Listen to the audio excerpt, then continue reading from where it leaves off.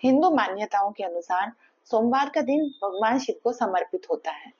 ऐसा माना जाता है कि सोमवार का व्रत करने वाले भक्तों के जीवन से हर कष्ट समाप्त हो जाता है। इस व्रत को श्रद्धा पूर्वक करने से मानसिक कलेशों से छुटकारा मिलता है और भगवान शिव की कृपा से उनकी सभी मनोकामनाएं पूरी होती हैं। यदि श्रावण महीने में सोमवार का व्रत धारण किया जाए तो यह अधिक फलदायक सिद्ध होता है। इस व्रत में सोमवार के दिन उपवास रखकर भगवान शंकर, माँ पार्वती की पूजा अर्चना करनी चाहिए तथा दिन में एक बार भोजन करना चाहिए। सोमवार का व्रत रखने से स्त्रियों को पति तथा पुत्र का सुख मिलता है। सोमवार के दिन कथा पढ़ने और सुनने का विशेष महत्व होता है। तो चलिए बताते हैं सोमवार व्रत की पौराणिक कथा। एक बार की बात है, किसी एक नगर में एक साहूकार रहता था। उसके घर में धन दौलत की कोई कमी नहीं थी। उसके पास सुख और ऐश्वर्य के सभी साधन थे, लेकिन कोई संतान न होने के कारण वह बहुत दुखी था। दिन रात वह इसी चिंता में लगा रहता। संतान प्राप्ति के लिए वह हर सोमवार को भगवान चंद्रदेव व शिव जी की पूजा करता तथा व्रत रखता था। साहूकार की भोलेनाथ के प्रति ऐसी भक्ति देखकर एक बार माँ पार्वती जी ने शिव जी से कहा, हे नाथ, ये साहूकार आपका अनन्य भक्त है और सदैव ही आपका व्रत और पूजा भक्ति भाव से किया करता है। आप कृपा करके इसकी मनोकामना को पूरा कर दें। पार्वती जी के ऐसे वचन सुनकर भोलेनाथ ने माँ गौरी से कहा, हे पार्वती, यह संसार एक कर्म क्षेत्र है। यहाँ जो भी जैसा कार्य करता है उसे वैसा ही फल मिलता है। अर्थात जैसा कार्य मनुष्य करता है वैसा ही परिणाम भोगता है। किंतु माता पार्वती आग्रह पूर्वक बोली, हे महादेव, यह आपका अनन्य भक्त है। यदि इसको कोई भी दुख है तो आपको उसे अवश्य दूर करना चाहिए। यदि आप अपने भक्तों की मनोकामनाएं पूरी नहीं करेंगे तो क्यों कोई मनुष्य आपकी भक्ति सेवा व पूजा करेंगे। पार्वती जी के इस आग्रह को सुनकर शिव जी ने कहा, हे शिवे, इस साहूकार के कोई पुत्र नहीं है। इसी कारण यह दिन रात चिंतित व दुखी रहता है। इसके भाग्य में संतान ना होने पर भी मैं यदि इसे पुत्र प्राप्ति के लिए वरदान देता हूँ तो इसका पुत्र केवल 12 वर्ष तक ही जीवित रह सकता है। इसके बाद वह मर जाएगा। इससे अधिक मैं साहूकार के लिए कुछ नहीं कर सकता। यह सब बातें साहूकार सुन रहा था। उसे यह सारी बातें सुनकर ना कोई खुशी हुई और न ही कोई दुख। वह पूर्ववत शिव जी की पूजा व व्रत करता रहा। कुछ समय पश्चात साहूकार की पत्नी गर्भवती हो गई और 10वें महीने में उसने एक बहुत ही सुंदर पुत्र को जन्म दिया। साहूकार के घर में बहुत खुशियां मनाई गई, किंतु साहूकार को अपने पुत्र की 12 वर्ष की उम्र जानकर कोई खुशी नहीं हुई और इस संबंध में उसने किसी को कोई भेद भी नहीं बताया। वह बालक धीरे धीरे बड़ा होने लगा। जब वह बालक 11 साल का हो गया तो बालक की माता ने साहूकार से उसके विवाह के लिए कहा, परंतु साहूकार ने कहा कि मैं इसे काशी जी पढ़ने भेजूंगा।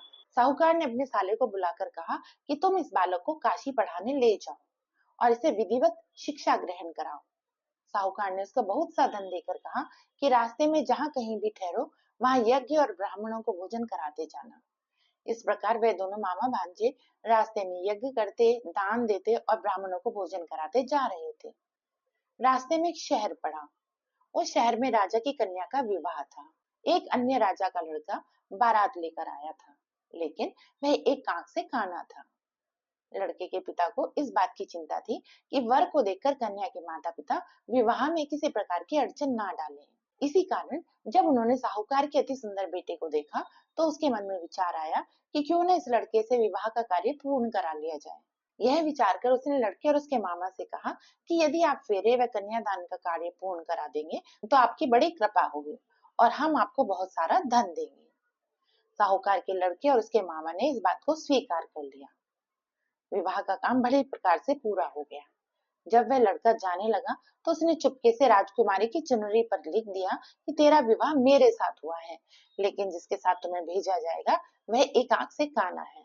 मैं काशी जी को जा रहा हूँ।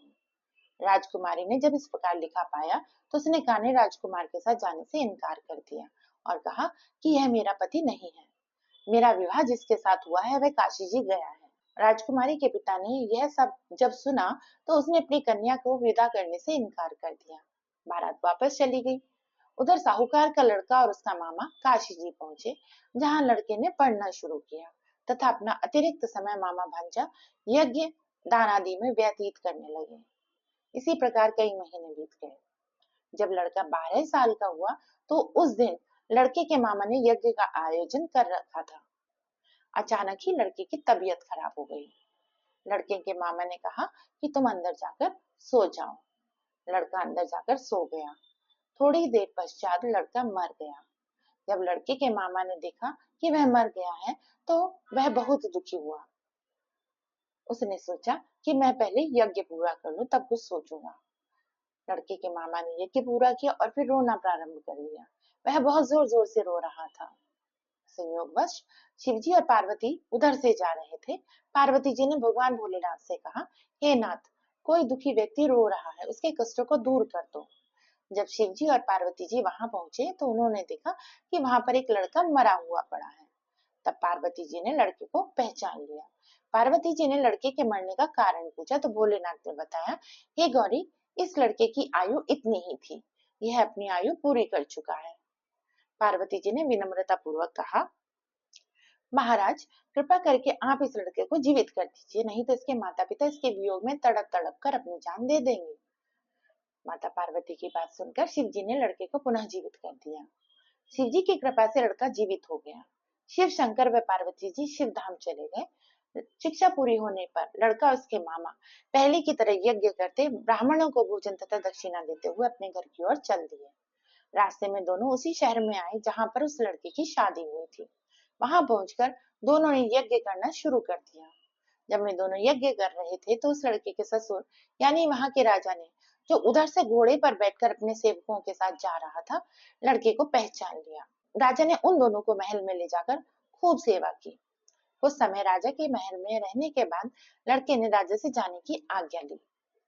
राजा ने अपनी लड़की को लड़के के साथ विदा कर दिया और साथ में बहुत सा धन और दास दासियों को भी भेजा। जब वे अपने शहर में आए तो लड़के के मामा ने कहा, पहले मैं तुम्हारे माता पिता को तुम्हारे आने की खबर सुना आता हूँ, तब तक तुम पत्नी सहित यहीं आराम करो। ऐसा कहकर लड़के का मामा साहूकार को अपने पुत्र के आने की खबर देने चला गया। घर आकर उसने देखा कि उसकी बहन और बहनोई छत पर बैठे हुए हैं और उन्होंने यह प्रण कर रखा है कि यदि उनका बेटा जीवित लौट आए तो वह छत से नीचे उतर आएंगे, अन्यथा छत से कूद कर अपना प्राण दे देंगे। लड़के के मामा ने जब यह समाचार उन्हें सुनाया कि उनका लड़का जीवित लौट आया तो उन्हें विश्वास नहीं हुआ। तब लड़के के मामा ने शपथ खाकर कहा कि आपका पुत्र अपनी स्त्री और बहुत सा धन और दास दासियों सहित घर आया है। तब साहूकार और उसकी पत्नी छत से नीचे उतर आए तथा प्रसन्नता के साथ अपने बेटे और बहू का स्वागत किया। तभी प्रसन्नता के साथ रहने लगे। इसी प्रकार भक्ति भाव से जो भी प्राणी सोमवार के व्रत का पालन करता है तथा प्रेम पूर्वक इस कथा को सुनता, पढ़ता या सुनाता है तो उसके सभी कष्ट दूर होते हैं, सारी मनोकामनाएं पूरी होती हैं और इस लोक में सभी सुख सुविधाओं को भोग कर अंत में उसे शिवलोक की प्राप्ति होती है। इस प्रकार सोमवार के व्रत को 16 सोमवार तक करें, फिर उद्यापन करें। इस व्रत के प्रभाव से मनुष्य को सभी प्रकार के सुखों की प्राप्ति होती है। जय भोलेनाथ।